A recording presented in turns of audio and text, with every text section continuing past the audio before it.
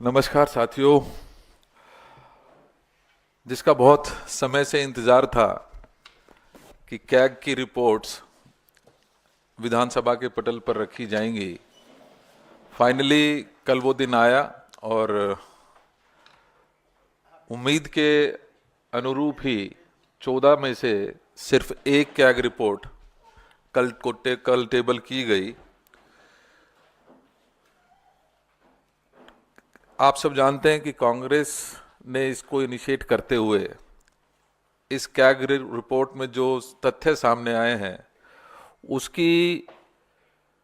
उसको ध्यान में रखते हुए ही, क्योंकि जिस समय ये पॉलिसी तैयार की गई थी उसी समय से हमें संदेह था कि इसमें बहुत सारी अनियमितताएं हो रही हैं और अल्टीमेटली इससे सरकार के राजस्व के ऊपर सीधा सीधा असर पड़ने वाला है। मुझे याद है जो 2 जून को प्रदेश कांग्रेस कमेटी ने इसके बारे में लिखित में शिकायत जांच एजेंसीज को दी। उसके बाद एक और शिकायत जिसमें भारतीय जनता पार्टी के संलिप्तता के भी कुछ जो सबूत थे उसको लेकर तत्कालीन प्रदेश के अध्यक्ष हमारे अनिल चौधरी जी उस समय पुलिस कमिश्नर से मिले और वो तथ्य उन्होंने उस समय सामने रखे कि किस तरीके से भारतीय जनता पार्टी भी इसमें संलिप्त है।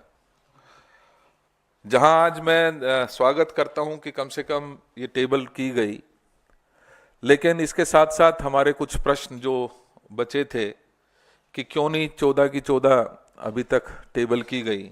हमें और आपको मालूम है 2017 के बाद लगातार जो हम अपने मंचों से, अपनी प्रेस ब्रीफिंग से लगातार जिस मुद्दे को उठाते रहे हैं कि दिल्ली की जनता की हार्ड एंड मनी का दुरुपयोग किया जा रहा है, उसकी लूट की जा रही है, उसको हम लगातार उठाते रहे और कहीं ना कहीं वही सारी चीज़ें आज कैग की रिपोर्ट में सच साबित होती नजर आ रही हैं।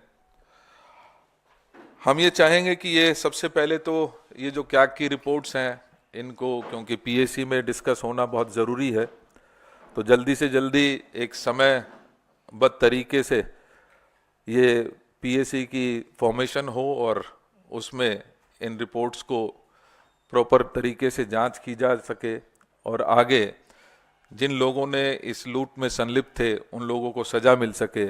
हम ये चाहेंगे कि ये सरकार सुनिश्चित करे कि जल्दी से जल्दी पीएसी की कमेटी को फॉर्म करे और उसमें ये डिस्कशन हो।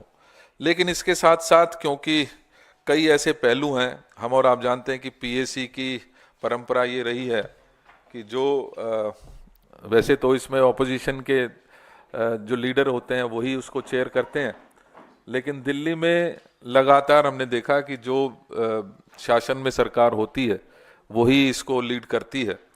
तो कहीं ना कहीं जो ऐसे पहलू हैं जो इसमें डिस्कशन नहीं में आ पाएंगे, हम ये चाहेंगे कि कांग्रेस ये डिमांड करेगी कि उनको पब्लिक डोमेन पे भी चर्चा के लिए हम भारतीय जनता पार्टी और आम आदमी पार्टी दोनों को कहेंगे कि वो पब्लिकली इस रिपोर्ट को और अन्य जो रिपोर्ट्स आएंगी उनको चर्चा में ज़रूर लेकर आएं।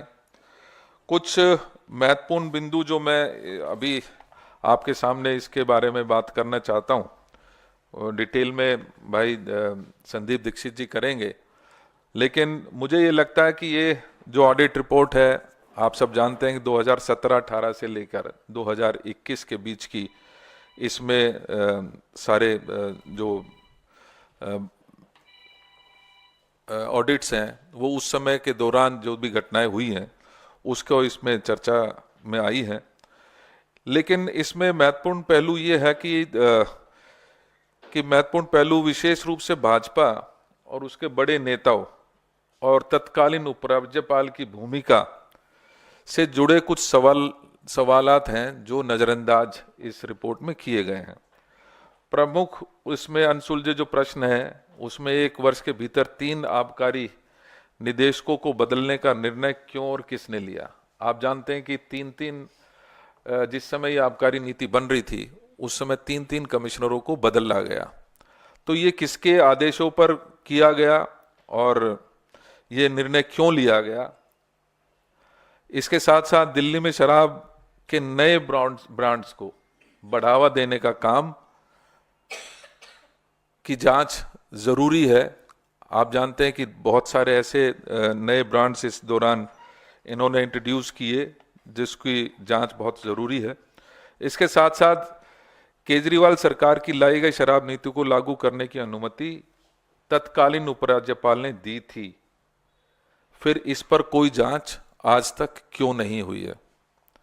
मास्टर प्लान का उल्लंघन कर शराब के ठेके खोलने के लाइसेंस कैसे दिए गए, इस पर विस्तृत जांच करने की जरूरत है। हम और आप जानते हैं कि जहां ये शराब नीति आम आदमी पार्टी सरकार द्वारा लाई गई, वहीं जो शराब के ठेके खोले गए वो पूरी दिल्ली में खोले गए और उसमें कुछ ऐसे स्थान भी थे जो उसको क्या कहेंगे, सॉरी, नॉन कन्फर्मिंग एरियाज जो थे उसमें भी ये शराब के ठेके खोले गए। ये किसकी अनुमति से खोले गए? किसने इसकी इजाजत दी? हम और आप जानते हैं कि कॉरपोरेशन की इजाजत के बिना ये शराब के ठेके नहीं खोले जा सकते थे और तत्कालीन भारतीय जनता पार्टी का राज उस समय कॉरपोरेशन में होता था। लेकिन भारतीय जनता पार्टी ने ना सिर्फ इनको खोलने की इजाजत दी बल्कि उनको नॉन कन्फर्मिंग एरियाज में भी खोलने की इजाजत उस समय के जो कॉरपोरेशन में सरकार होती थी उसमें इसको इजाजत दी गई थी। तो ये एक बहुत महत्वपूर्ण जांच का विषय है जिसको पूरी तरीके से जांच की जानी चाहिए। और अगर मैं इस पूरी कैग रिपोर्ट को 3 शब्दों में बयां करना चाहूं तो मुझे लगता है कि ये 3 चीजें इसमें लूट, झूठ और फूट। जब मैं बात कर रहा हूं कि लूट, किस तरीके से लूट मचाई गई दिल्ली के हार्ड एंड मनी की और किस तरीके से वेस्टेज किया गया, जो दिल्ली की जनता के से उगाए गए टैक्स के रूप में जो मनी थी उसको किस तरीके से लुटाया गया, वो हमारा और आपके सबके सामने है। उसमें सीधा सीधा कैग की रिपोर्ट में सामने आया कि 2002 करोड़ रुपए की इसमें अनियमितता पाई गई है। अगर यही 2002 करोड़ रुपए दिल्ली के राजस्व में आता तो निश्चित ही जो हमारी महिलाएं हैं जिनको पेंशन नहीं मिल रही थी उनको शायद पेंशन मिल पाती, उन बुजुर्गों को पेंशन मिल पाती या रोड के काम हो पाते। लेकिन कहीं ना कहीं इस आम आदमी पार्टी की सरकार ने लगातार दिल्ली की जनता को लूटने का काम किया। इसके साथ साथ लगातार ये दावे किए गए कि हम दिल्ली की जनता के लिए काम कर रहे हैं। जब मैं बात करता हूं झूठ की तो झूठे वादे इस आम आदमी पार्टी की सरकार ने लगातार करने का काम किया और वास्तविकता से बिल्कुल दूर। आज कैग की रिपोर्ट में स्पष्ट हुआ है कि ये जो लगातार झूठ बोल रहे थे कि हम राजस्व बढ़ाने का काम कर रहे हैं, उसमें साफ तौर से 2002 करोड़ की जो ये लूट की झूठ है वो सबके सामने आई है। इसी प्रकार से अगर मैं बात करूं कि झूठ किस तरीके से उसको एक अमली जामा पहनाया गया, तो उसमें बहुत स्पष्ट रूप से जो विशेषज्ञ समिति की सिफारिशें थीं उनको नजरअंदाज करते हुए इस लूट को अंजाम देने का काम आम आदमी पार्टी की सरकार ने किया है। इसके साथ साथ अब साफ तौर से नजर आता है जिस तरीके से इस पूरे प्रकरण को लगातार आपसी नोक-झोंक में बीजेपी और आम आदमी पार्टी इस कैग की रिपोर्ट को सार्वजनिक होने के बाद चर्चा में लाने से जिस तरीके से बचने का काम कर रही है, ये आपसी फूट का नतीजा है, जिसकी वजह से आज कहीं ना कहीं हमें जो महसूस हो रहा है कि इस कैग की रिपोर्ट को विधानसभा के पटल पर रखने के पश्चात भी इसके ऊपर पूरी तरीके से चर्चा शायद नहीं हो पा रही है। कांग्रेस आज इस मौके पर 3 विशेष बात कहना चाहती है और कांग्रेस की ये मांगे भी हैं कि शराब घोटाले की जांच का दायरा व्यापक किया जाना चाहिए। और जब मैं व्यापक बात कर रहा हूं तो इसमें जो 3 डायरेक्टर्स उस दौरान चेंज हुए उनके बारे में चर्चा होनी चाहिए। चर्चा होनी चाहिए जिन शराब की कंपनियों को ये ठेके मिले, क्या उन्होंने भारतीय जनता पार्टी को और आम आदमी पार्टी को जिस तरीके से इलेक्टोरल बॉन्ड्स में पैसे देने का काम किया है, उससे स्पष्ट ये झलकता है कि इनकी संलिप्तता पहले से बनी हुई थी। इसके साथ साथ भाजपा के खिलाफ कांग्रेस द्वारा दी गई लिखित शिकायत की भी जांच होनी चाहिए। मैं जैसे अभी आपको सामने रखा कि 5 सितंबर 2002 को तत्कालीन जो हमारे प्रदेश अध्यक्ष थे उनके नेतृत्व में जो हमारा डेलीगेशन कमिश्नर पुलिस से मिला था, उसमें हमने ये सबूत पेश किए थे कि किस तरीके से इलेक्टोरल बॉन्ड खरीद कर भारतीय जनता पार्टी और आम आदमी पार्टी को फायदा पहुंचाया जा रहा है। उसके ऊपर किसी भी प्रकार की कोई जांच आज तक आगे नहीं बढ़ पाई है। तो हम ये चाहेंगे कि वो जांच इस प्रकरण की जांच व्यापक रूप से हो, जिसमें किस तरीके से डायरेक्टर्स चेंज हुए, किन परिस्थितियों में चेंज हुए, किसने अलाउ किया नॉन कन्फर्मिंग एरियाज में ये ठेके खोलने का, वो सारी चीज़ें मुझे लगता है कि एक व्यापक जांच की ज़रूरत इस पूरे प्रकरण में बहुत ज़रूरी है। इसके साथ साथ शराब घोटाले पर बोले जा रहे झूठ को उजागर करने के लिए हम ये मांग करते हैं कि सार्वजनिक मंच पर, क्योंकि हमें ये महसूस होता है कि ये आपसी नूरा कुश्ती अभी भी लगातार जारी है। जिस तरीके से इस कैग की रिपोर्ट को टेबल करने के पश्चात भी उसको चर्चा में नहीं लाए जाने से बचते हुए, क्योंकि ये दोनों पार्टियां दिख रही हैं, लिहाजा हम ये चाहेंगे कि इसको सार्वजनिक मंच पर, खुले मंच पर इसकी चर्चा की जानी चाहिए, ताकि दिल्ली की जनता को उसको लूटने का जो पूरा प्रकरण ये है उसको उजागर किया जा सके और दिल्ली की जनता को सच्चाई, जो दूध है वो दूध और पानी का पानी उनके सामने होना चाहिए। तो ये 3 मांगों के साथ हम चाहेंगे कि इन सब पहलुओं को ध्यान में रखते हुए आगे की जांच हो और सार्वजनिक मंच पर इसकी चर्चा हो।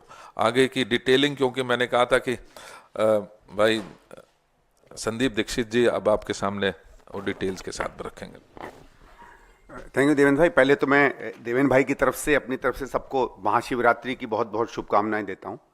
देवेंद्र भाई के बोलने के बाद इसलिए में बहुत कुछ नहीं बचा है कहने को, क्योंकि सारे डिटेल्स रिपोर्ट में भी आ गए हैं। 3-4 बातें हैं जो मैं जोड़ना चाहूँगा आपने जो बातें कही उस पर, और जो सवाल अभी नहीं उठ रहे हैं और जिस पर मैंने देखा है कई लोग इस बात पर ध्यान भी नहीं केंद्रित कर रहे हैं। बहुत साफ तौर से इस सीएजी रिपोर्ट ने इन बातों को कहा है कि जिन मंशा के साथ, जिस स्पिरिट के साथ ये नीति शुरू में बनाने की बात हुई, बार बार अलग अलग कदमों पे उसको बदला गया। ये था कि ज़्यादा से ज़्यादा लोग इसमें भागीदारी करें, वो सिमट कर, जहाँ पहले 77 लोगों को इसमें भागीदार थे, होलसेल का काम करते थे, वो घट के 20-22 हो जाता है, बल्कि 14 हो जाता है। ये 14 ऐसी संस्थाएं हैं जो आपस में संबंध रखती हैं, कुछ इस देश के एक ऐसे हिस्से से आती हैं जहां संदेह की स्थिति बनती है कि वहां के राजनेता या उनके परिवार के लोग हमारी आपकी सरकार के साथ संबंध बनाकर चलते हैं। इन सब पर भी गहराई से बातचीत होनी चाहिए, क्योंकि जो बात हम लोगों ने कांग्रेस के मंचों से बार बार कही है कि शराब नीति के बनने के 8-9 महीने पहले से इसकी बारीकियां पब्लिक चर्चा में आ गई थी। ऐसा क्या है, ऐसी कौन सी कोई ऐसी आबकारी नीति नहीं है जिसकी बारीकियां उस नीति के बनने के पहले आम चर्चा में आ जाएं। और ये बहुत से लोग जो इस बात को जानते हैं, सरकारी अधिकारी इस बात को कह रहे थे कि आम चर्चा में इसलिए आ रहा था क्योंकि सरकार और शराब के ठेकेदारों के बीच में और उससे संबंधित लोगों के बीच में इस नीति का बार बार चर्चा हो रही थी, जो अपने में दिखाता है कि ये सरकार अपने विवेक से नहीं, बल्कि उनके और जो भी शराब के ठेकेदारों के बीच में संबंध बने थे उससे निकलते हुए जो इन दोनों के आत्महित थे, उसके ऊपर ये पूरी की पूरी नीति बनी है। और इस पर अलग से एक जांच होनी चाहिए। ये सिर्फ सीएजी रिपोर्ट, बार बार लोग कहते हैं, जैसे अभी कुछ लोगों ने कहा कि साहब सीएजी रिपोर्ट में सीधे सीधे भ्रष्टाचार का शब्द नहीं इस्तेमाल हुआ। सीएजी की रिपोर्ट में कभी भ्रष्टाचार का शब्द नहीं इस्तेमाल होता है। वो अनियमितताओं की तरफ दिखाती है, वो इस बात की तरफ संकेत करती है कि आपकी मंशा क्या थी और अंत में हुआ क्या, और उसके बीच में जो कहानी है वो सरकार और जांच एजेंसियों के ऊपर निर्भर पड़ता है कि उसके अंदर की सत्यता निकालें। मैं 3 चीज़ों के खास रेखांकित करना चाहूँगा जो बातें इन्वेस्टिगेट करनी चाहिए। सबसे पहले आम आदमी पार्टी की सरकार ये कहती है कि हम बोतल प्रति बोतल जो है अब हम एक्साइज नहीं लगाएंगे। उन्होंने ये कहा कि कुछ साल पहले से जिस तरीके से जिस स्तर पर एक्साइज कलेक्ट होता था, हम उसी पर हर साल 5 या 10% बढ़ाकर एक मूल जो है हम लोगों से ले लेंगे। उसके बाद वो कितनी बोतलें बेचते हैं, क्या नहीं बेचते हैं, वो जाने, उनका काम जाने। पहली चीज तो जीएसटी के आने के बाद इस देश में इतनी टेक्नोलॉजी है कि जब एक एक लेज के चिप्स के ऊपर आप अलग से जीएसटी लगा सकते हैं, तो बोतलों के लिए आपने इस तरीके के अलग काम क्यों किया, यह संदेह की स्थिति बनती है। एक जमाना हो सकता था। दूसरा यह था, यही आम आदमी पार्टी बार बार कहती थी कि दिल्ली में 30 से 40% से ऊपर अवैध शराब बिकती है। यानी अगर हमारे यहां समझ लीजिए अगर 10,000 बोतलें बिकती थी तो ये माना जाता था कि 13 से 14,000 बोतलें बिक रही हैं, इसलिए 3 से 4,000 बोतलों का एक्साइज सरकार में नहीं आती है। तो फिर 10,000 बोतलों की सेल को क्यों हमने स्टैंडर्ड माना? इसका मतलब है इस सरकार ने 30 से 40% चोरी को एक लीगल सैंक्शन दे दिया कि अगर एक सिस्टम में 30 से 40% लीकेज है तो हम नई सिस्टम में 30-40% के लीकेज को भी लीगल मानेंगे। इसका मतलब है डेलिबरेटली इन्होंने अलाउ किया है होलसेलर्स को कि अपनी पहले की इलीगल एक्टिविटी को आज आप लीगैलिटी के नाम से आगे चलाएं। तो दिल्ली को 30 से 40% सीधे सीधे लॉस हो रहा है जो सीएजी रिपोर्ट में कवर नहीं हुआ है। फिर मैं एक और चीज जानना चाहता हूं कि अगर समझ लीजिए सामान्यतः आपकी इन्होंने एस्टिमेट किया है कि इतना परसेंटेज जो है हर साल एक्साइज बढ़ेगा, उस परसेंटेज को कैलकुलेट करने के लिए कोई बेसिस ये सरकार नहीं देती है। किसी भी बिजनेस में अगर आप आगे प्रोजेक्ट करते हैं, सामान्य बजट में भी प्रोजेक्ट करते हैं, तो तमाम कैलकुलेशन जाते हैं, कितनी मिडिल क्लास बढ़ेगी, दिल्ली की सैलरी कितनी बढ़ेगी, कि कितना शिफ्ट होगा लोकल लिकर से फॉरेन लिकर में, इस तरीके का कोई मापदंड नहीं बनता है, एक आर्बिट्रेरी नंबर इस्तेमाल कर लिया जाता है। दूसरा यह है कि अगर आप लोगों को भी याद होगा एक कहानी, जब भी हम लोग लिकर माफिया की बात करते हैं तो हम होलसेलर्स की बात करते हैं। सारी की सारी नीति प्राइवेट होलसेलर्स पर आधारित होती है। इसमें मैन्युफैक्चरर्स कहीं नहीं दिखते हैं, इसमें रिटेलर्स का हित कहीं नहीं दिखता है। और ये पहली बार हमने देखा है कि कोई नीति कहती है कि प्रति व्यक्ति को अगर हम 2 ही दुकान देंगे, वो 54 दुकानें तक उसको लाइसेंस मिल जाता है। और मैं आपको दुकानों का क्या गणित हो सकता है इसका एक छोटा नंबर दूंगा। सामान्य ये माना जाता है सामान्य कि अगर एक लिकर की दुकान दिल्ली में है तो उसका कुछ नहीं तो 60-70 लाख से 1 करोड़ सवा करोड़ का फायदा होता है हर साल।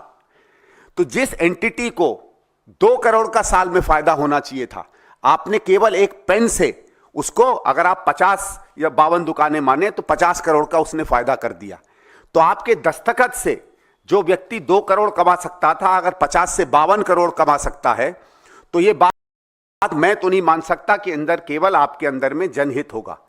आपके और उन लोगों के बीच में क्या संबंध हुए होंगे कि आपने केवल एक दस्तखत से, जो नीति के खिलाफ था, नैतिकता के खिलाफ था, सरकार के अधिकारियों ने जिस तरीके से प्रपोजल आपके पास भेजे उसके खिलाफ था, कैबिनेट में जो डिसीजन हुए उसके खिलाफ था, केवल एक दस्तखत से आपने लोगों को 2 से 54 दुकानें कर दी। ये किस बेसिस के अंदर किया गया, इसका सीधे सीधे इन्वेस्टिगेशन होना चाहिए। दूसरी जो बात मैंने आपसे कही कि जो ये कहा गया था कि पहले 377 के करीब रिटेल थी, जिसमें 262 केवल प्राइवेट किए जाते थे और सरकारी कंपनियां इसको बेचा करती थी। आज वो एक तरफ तो 850 के करीब रिटेल हो जाते हैं, लेकिन जहां पहले 262 के करीब प्राइवेट प्लेयर्स थे, आज केवल 22 प्राइवेट प्लेयर्स हो जाते हैं। और आर्ग्यूमेंट आप देते हैं कि हमें इसको बढ़ाना चाहिए था। आपको शायद याद होगा कि जब सीएजी की रिपोर्ट आई थी 2G पर, तो ये हमने एक मंशा की थी कि जितने ज्यादा प्लेयर्स उस मार्केट में आएंगे उतना ज्यादा ओपन होगा। उसके बिल्कुल विपरीत उस समय आम आदमी पार्टी ने कहा था, बिल्कुल दूसरे तर्ज दिए थे, और आज उसी तर्ज से वो एक अपनी रिपोर्ट बनाते हैं। तो इन चीजों को उसमें बहुत गंभीरता से देखना चाहिए। और जो एक फाइनल बात मैं आपके सामने कहना चाहता हूं, जो देवेंद्र जी ने एक अपने सवाल पर एक बात किया था कि किस तरीके से इसमें जो है कुछ ब्रांड्स को प्रमोट किया गया, उसमें एक स्टैंडर्ड ऑपरेटिंग प्रोसीजर की एक चिट्ठी है जो मैंने चुनाव के दौरान आप लोगों के सामने उल्लेख किया था, लेकिन चुनाव था तो शायद इसको बहुत लोग नहीं देख पाए। दिल्ली सरकार ने एक स्टैंडर्ड ऑपरेटिंग प्रोसीजर लिकर का चेंज करने की एक डॉक्यूमेंट बनाया था जो मुझे मिला, और मैंने उसको वेरीफाई किया है। और अगर आप देखिएगा, आज से कोई 10-15 दिन पहले एलजी साहब की अध्यक्षता में एक नई आबकारी नीति दिल्ली में इंप्लीमेंट हुई है जो स्टैंडर्ड ऑपरेटिंग प्रोसीजर पर बनती है। इसके कुछ मुख्य चीजें मैं आपके सामने रखना चाहूंगा। इस पे बात करते करते ये कहती है कि SOP for database transparent and online liquor ordering system that checks brand pushing, eliminates bias and reflects national, regional, local market shares। ये रिपोर्ट जो दिल्ली सरकार बनाती है, वो जब स्टडी करती है तो वो ये देखती है कि दिल्ली में अगर माना जाए कि दिल्ली में लोगों का जो लिकर ड्रिंकिंग का कल्चर है या जो प्रेफरेंसेस हैं, सामान्यतः माना जाएगा कि गुड़गांव है, नोएडा है या आसपास के जो शहर हैं जिसको हम एनसीआर कहते हैं, जिस तरीके की वहां प्रेफरेंसेस या आदतें होंगी, दिल्ली में भी सामान्यतः उसी तरीके का आपको कस्टमर मिलेगा। जब ये स्टडी करते हैं तो ये देखते हैं कि एनसीआर के इलाके में जिस तरह की ब्रांड्स लोग डिमांड कर रहे थे, उससे बिल्कुल विपरीत वो वाले ब्रांड दिल्ली में नहीं अलाउड होते हैं। जिसकी तरफ देवेंद्र भाई ने अभी इशारा किया कि कुछ ऐसे ब्रांड दिल्ली में पुश किए जा रहे थे जो माना जाए अगर दिल्ली के कल्चर वाले लोग जो गुड़गांव में और जगहों पर रहते हैं वो उनको प्रेफर नहीं करते हैं। इस कारण से ये रिपोर्ट कहती है, however it seems that the reality is completely opposite with a plethora of complaints regarding brand pushing and brand suppression। मतलब दिल्ली की सरकार डेलिबरेटली कुछ ब्रांड्स को पुश कर रही थी और कुछ ब्रांड्स को दबा रही थी। उसके बाद वही आगे चल के कहती है कि certain brands are pushed in Delhi contrary to custom choice. या मतलब है कि सरकार की रिपोर्ट खुद कहती है कि हम लोगों ने जो काम किया है उसमें मार्केट का कहीं प्ले नहीं था, हम जबरदस्ती कुछ न कुछ ब्रांड्स थोपते हैं दिल्ली के ऊपर। वो ऊपर कुछ लिस्ट देती है इन ब्रांड्स की, और उसके बाद जो सबसे महत्वपूर्ण बात है उसमें आती है, ये मैं थोड़ा सा पैराग्राफ पढ़ना चाहूंगा। The menace of brand pushing not only डिसरिगार्ड्स actual consumer preference but undermines fair market competition. और अगर सरकार की तरफ से मार्केट कॉम्पिटिशन अनफेयरली डील किया जाता है तो ये करप्ट प्रैक्टिस में आता है। उसमें कहा है कि the practice has become to sell what is ordered and order only what one likes to sell. मतलब जो हम चाहेंगे हम वही बेचेंगे, जो हम चाहेंगे अपने मन से उसको हम बेचेंगे। इसके मतलब है आर्बिट्रेरी है, और शराब में कोई परोपकार में किसी शराब की कंपनी की मदद नहीं करता है। फिर उसमें दिया जाता है कि इसमें एक परवर्स इंसेंटिव आता है, और जो आखिरी लाइन है, जो सबसे इंपॉर्टेंट लाइन आती है, analysis of the above top brands जो दिल्ली में पुश हो रहे हैं reveals that most of them have their plants based in Punjab. Punjab में किसकी सरकार है ये बात आप देख लीजिए, और वो लिस्ट भी वही रिपोर्ट देती है कौन सी वो कंपनियां हैं जो पंजाब में बेस्ड हैं। तो न केवल ये लोग पॉपुलर ब्रांड्स को पुश करते हैं, बल्कि उन ब्रांड्स को जबरदस्ती पुश करते हैं जो ब्रांड्स पंजाब में बेस्ड डिस्टिलरी कंपनीज बना रही हैं। 1915 में ख्याल से 1916-17 से आम आदमी पार्टी एक बड़ी पार्टी है पंजाब में, वहां विपक्ष में बड़ी पार्टी रही है, उसके बाद सरकार रही है। इसके ऊपर भी क्रिमिनल इन्वेस्टिगेशन मेरे हिसाब से होनी चाहिए कि जब दिल्ली में उत्कृष्ट कस्टमर है, पैसे वाला कस्टमर है, दिल्ली का माना जाता है डिसर्निंग कस्टमर है, उसके ब्रांड्स नहीं दिए जाते हैं और जबरदस्ती उसको उस राज्य की कंपनियों की शराब पिलाई जाती है जहां आम आदमी पार्टी की अपनी सरकार है। Thank you. मुझे लगता है कुछ चीज़ें जो इसमें रिपोर्ट में पूरी तरीके से इंगित की गई हैं, जिसमें लाइसेंस वायलेशंस की बात है, जिसमें लैक ऑफ क्वालिटी कंट्रोल खास तौर पे अगर मैं बात करूं, वो बहुत महत्वपूर्ण है, क्योंकि एक तरीके से मोनोपोलाइज पूरा ये जो डिस्ट्रीब्यूशन था वो कर दिया गया था, और इसी वजह से कहीं ना कहीं जो क्वालिटी है उसके ऊपर चेक्स जानबूझकर हटाए गए, ताकि एक बोतल के साथ साथ दो बोतलें भी जिस तरीके से इन्होंने उस समय बांटने का काम किया था वो बहुत ही दुखद है। और बहुत मैं समझता हूँ कि ऐसे समय में, जिस समय कोरोना काल चल रहा था, उस समय पर इस तरीके की जो हरकतें हुई हैं वो कहीं ना कहीं हमारे समाज में भी उसका बहुत गलत असर गया है, और उसका असर खास तौर पर महिलाओं के ऊपर ज़्यादा पड़ा, जिसकी वजह से बहुत विरोध भी हुआ, और उस विरोध के चलते इनको ये पॉलिसी विड्रॉ भी करनी पड़ी। इसके साथ साथ जो अन्य पहलू इसमें कवर किए गए हैं और जिनकी ओर सीएजी ने इशारा किया है उसमें weak regulatory and enforcement mechanism की भी बात मजबूती के साथ रखी गई है। डेफिशिएंसीज इन इन्वेंट्री ट्रैकिंग, अभी संदीप भाई ने उसके बारे में विस्तार से बात की कि ट्रैकिंग हो ही सकती थी। जहाँ पर हम लेज के एक चिप्स का कोई पैकेट बेचते हैं उसकी ट्रैकिंग हो सकती है, तो बोतल की तो निश्चित ही हो ही सकती थी। तो ये कुछ ऐसी चीज़ें थी जो हमें लगता है कि इसमें अभी भी जांच की ज़रूरत है, और इसकी विस्तृत जांच जिसके दायरे में उस समय के तत्कालिक जो लेफ्टिनेंट गवर्नर भी थे जिनके साइन से ये पॉलिसी लागू हुई, नॉन कन्फर्मिंग एरियाज में भी इन शराब की दुकानों को खोला गया, किसके इशारे पर खोला गया, क्यों रूल्स को बिल्कुल दरकिनार करके इन शराब की दुकानों को खोला गया, वो सारे पहलुओं के बारे में संदीप जी ने और हमने बात रखी है। हम चाहेंगे कि इसके ऊपर लगातार हम जो नए नए पहलू आएंगे उसके बारे में आपको फिर भी ब्रीफिंग करते रहेंगे। और जिस लेटर की मैं चर्चा कर रहा था 5/9 की, मैं वो आप सबके सामने दिखाना भी चाहता हूं, जिसमें हमने खास तौर पे ये ब्रांड्स की बात जो है वो रखी थी कि कौन कौन से ऐसे ब्रांड्स हैं जिनको लगातार पुश किया जा रहा है और उनके लिंक्स कहाँ पर हैं। उसकी जांच आज तक भी पेंडिंग है। ये पुलिस कमिश्नर के यहाँ पर 5/9/2022 को हमारा रिप्रेजेंटेशन गया था, लेकिन आज तक उसके ऊपर कोई कार्रवाई नहीं हो पाई है। Thank you.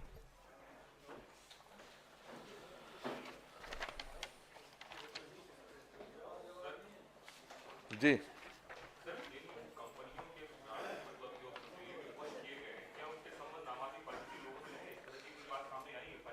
देखिए दोनों बातें हैं। जहां पंजाब की कुछ कंपनीज की जिक्र उसमें किया गया था, और मैं कहना चाहता हूं ओएसिस ग्रुप की जो कंपनी थी उसकी ओर हमने इशारा उस समय किया था।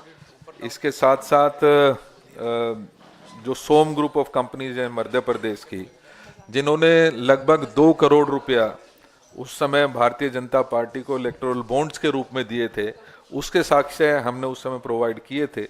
तो ये कुछ ऐसी चीजें हैं जो फर्दर जांच के घेरे में आने की जरूरत है। इससे अलग एक सवाल है, इससे अलग पहले एक इस पे सवाल कर लें। है सर, आम आदमी पार्टी से रिलेटेड ही। सर यही सवाल है।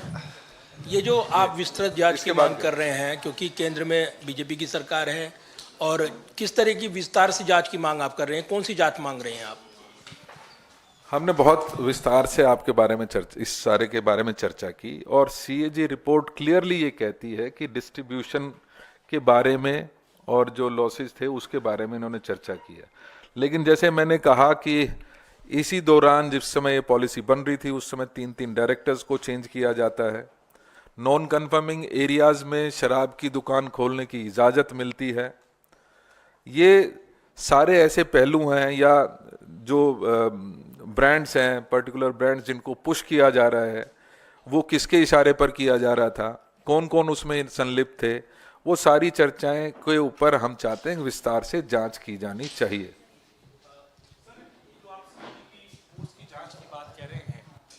जब इनकी जांच होती है और चीज़ें और सामने आती हैं, दिल्ली की पॉलिटिक्स पे क्या इसका असर पड़ेगा, पंजाब पे क्या असर पड़ेगा? क्योंकि अभी जब हम बात कर रहे हैं, आम आदमी पार्टी ने राज्यसभा के अपने एक उम्मीदवार को लुधियाना वेस्ट का जो है कैंडिडेट बना दिया है। हालांकि आम आदमी पार्टी अब इस बात की को अफवाह बता रही है कि ऐसा कुछ भी नहीं है कि केजरीवाल राज्यसभा जाएंगे या दूसरा रास्ता देखेंगे। इसको कैसे देखते हैं? जिस लुधियाना की बात आप कर रहे हैं, मैं स्पष्ट करना चाहता हूं कि वहां पर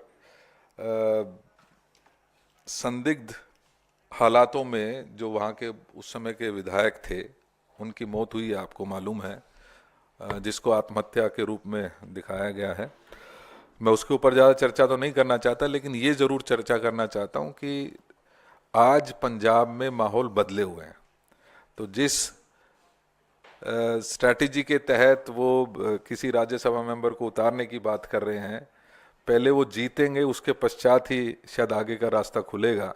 और मुझे नहीं लगता वहाँ पर आम आदमी पार्टी की जीत इतनी आसानी से होने वाली है। हमारे मजबूत जो पैर हैं वहाँ पर हैं, और पंजाब एक बदलाव की तरफ देख रहा है। पंजाब की हालात भी दिल्ली से मैं समझता हूँ कि कोई ज़्यादा अलग नहीं है। वहाँ की लॉ एंड ऑर्डर की सिचुएशन, वहाँ की जिस तरीके से नशे का कारोबार लगातार बढ़ रहा है, और उसके चलते जिस तरीके से लोगों का मोह भंग हुआ है आम आदमी पार्टी से, तो आसान रहा, आसान नहीं है। हैं?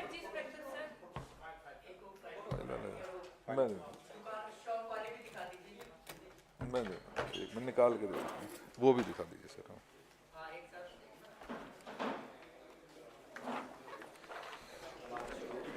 गलत वाली